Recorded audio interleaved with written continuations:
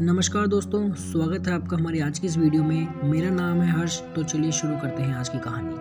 कहानी का नाम है द लास्ट पेज। एक ऐसी किताब जिसका आखिरी पेज कोई नहीं पढ़ सका।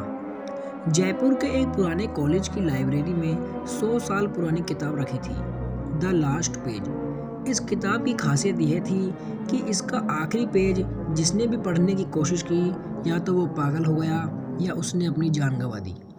कोई नहीं जानता था कि आखिरी पेज पर क्या लिखा है, क्योंकि जिसने भी जानने की कोशिश की उसका शव मिला। कुछ लोग कहते हैं कि ये किताब श्रापित है, तो कुछ का मानना है कि इसमें दूसरी दुनिया की शक्तियां कैद हैं। अब रवि इस किताब के रहस्य की पड़ताल करने जा रहा था। उसे यकीन था कि ये एक बकवास है, लेकिन क्या वह आखिरी पेज तक पहुंच पाएगा? क्या उसे अंजाम मिलेगा जो बाकी लोगों को मिला?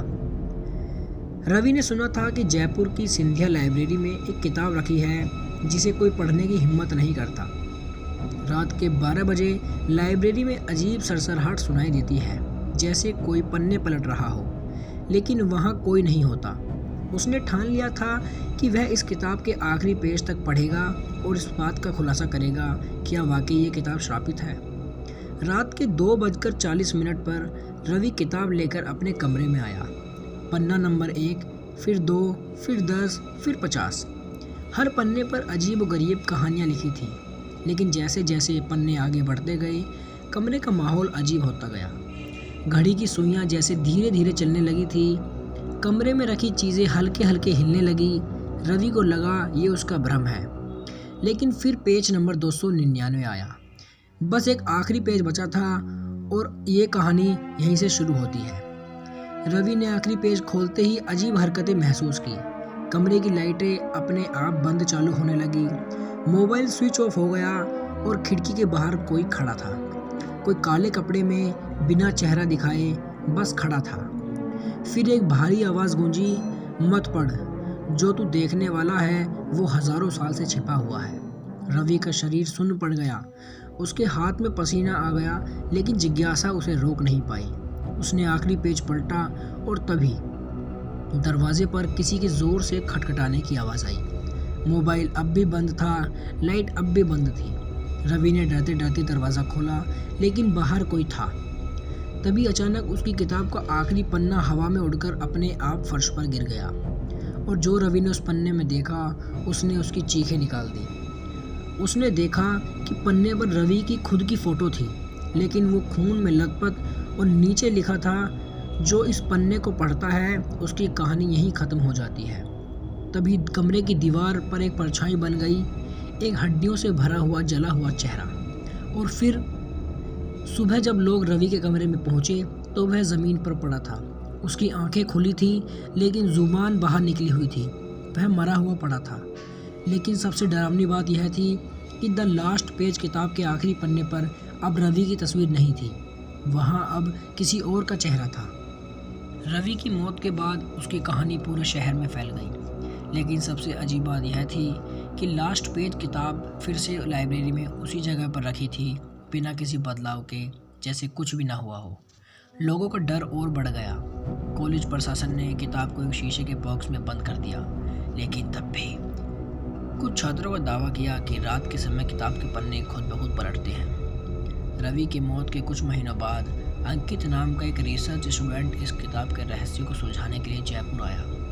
वह पैरानॉर्मल स्टडीज़ में रुचि रखता था और उसे यकीन था कि यह सब एक मनोवैज्ञानिक भ्रम है।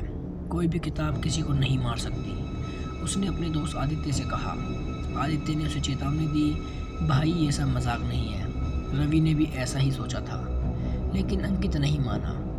उसने लाइब्रेरी में जाकर शीशे के बॉक्स से किताब निकालने का फैसला किया।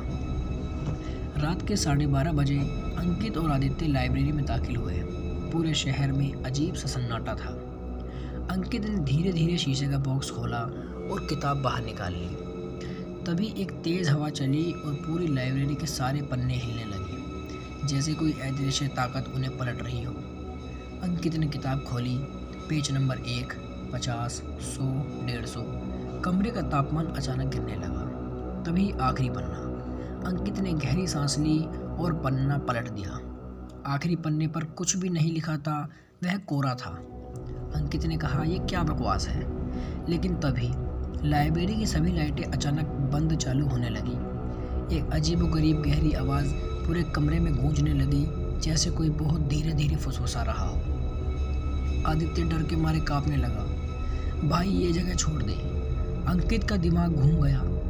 उसने किताब बंद करने की कोशिश की, लेकिन उसके हाथ बर्फ की तरह ठंडे हो गए। फिर लाइब्रेरी के अंदर ही किसी ने दरवाज़ा खटखटाया, लेकिन अंदर तो सिर्फ 2 लोग थे, अंकित और आदित्य। वे तेजी से भागते हुए बाहर निकले, लेकिन दरवाज़ा खुद ब खुद लॉक हो गया था।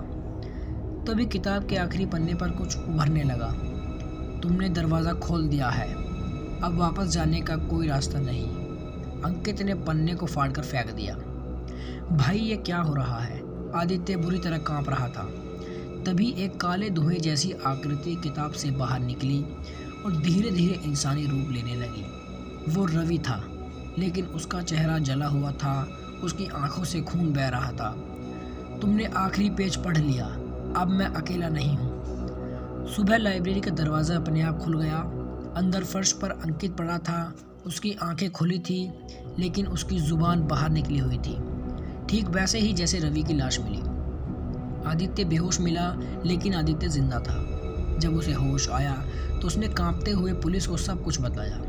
लेकिन सबसे डरावनी बात यह थी, किताब का आखिरी पन्ना फिर से खाली था और इस बार अंकित की तस्वीर भी वहाँ पर नहीं थी।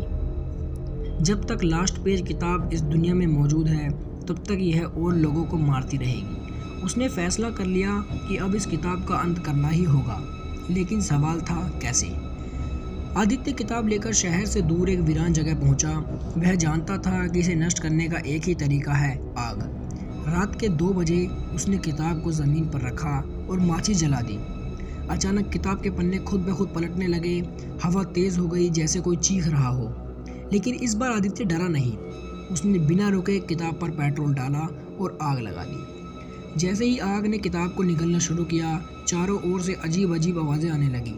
आदित्य ने अपनी आंखें बंद कर ली और चुपचाप देखता रहा। कुछ ही मिनटों में किताब जलकर राख हो गई। हवा अचानक शांत हो गई और सब कुछ सामान्य हो गया। लेकिन क्या सच में वो किताब खत्म हो गई थी? अगले दिन जब आदित्य लाइब्रेरी पहुंचा तो उसने देखा द लास्ट पेज वहां पर नहीं थी। लाइब्रेरियन ने पूछा, तुम इतने दिन बाद आए, सब ठीक तो है? आदित्य मुस्कुराया, हाँ सर, अब सब ठीक है। और वह बिना पीछे देखे वहाँ से चला गया। द लास्ट पेज अब हमेशा के लिए ख़त्म हो चुकी थी।